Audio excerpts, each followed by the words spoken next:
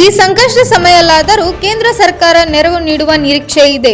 CM DK Shivakumar, ಬರ ಪರಿಸ್ಥಿತಿಯಲ್ಲಿ ಎಲ್ಲರೂ ಒಂದಾಗಿ ಕೆಲಸ ಮಾಡಬೇಕು. ಈ ಸಂಕಷ್ಟ ಸಮಯದಲ್ಲಾದರೂ ಕೇಂದ್ರ ನೆರವು ನೀಡುವ ನಿರೀಕ್ಷೆ ಇದೆ ಎಂದು ಸಿಎಂ ಡಿಕೆ ಶಿವಕುಮಾರ್ ಅವರು ತಿಳಿಸಿದರು.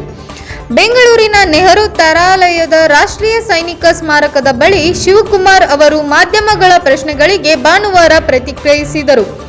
ಸೋಮವಾರ ದೆಹಲಿಯಲ್ಲಿ ಸಂಸದ ಜೊತೆಗಿನ ಸಭೆ ಬಗ್ಗೆ ಕೇಳಿದಾಗ ರಾಜ್ಯದಲ್ಲಿ ಬರ ಪರಿಸ್ಥಿತಿ, ಬಾಕಿ ಇರುವ ವಿವಿಧ ಯೋಜನೆಗಳು ಹಾಗೂ ಸಮಸ್ಯೆಗಳ ಬಗ್ಗೆ ಕೇಂದ್ರ ಸರ್ಕಾರ ಗಮನ ಸೆಳೆದು ಧ್ವನಿ ಎತ್ತುವ ಬಗ್ಗೆ ಚರ್ಚೆ ಮಾಡಲು ನಾಳೆ ಸಂಜೆ ದೆಹಲಿಯಲ್ಲಿ ರಾಜ್ಯದ ಎಲ್ಲ ಸಂಸದ ಸಭೆ ಕರೆಯಲಾಗಿದೆ.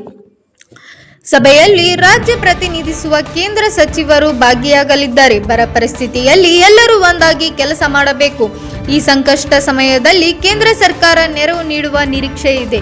ಆಗಸ್ಟ್ 13ರಿಂದ ರಾಜ್ಯ ವಿಧಾನಸಭೆಯ ಮುಂಗಾರು ಅಧಿವೇಶನ ಕರೆಯಲು ತೀರ್ಮಾನಿಸಲಾಗಿದೆ ಎಂದು ತಿಳಿಸಿದರು.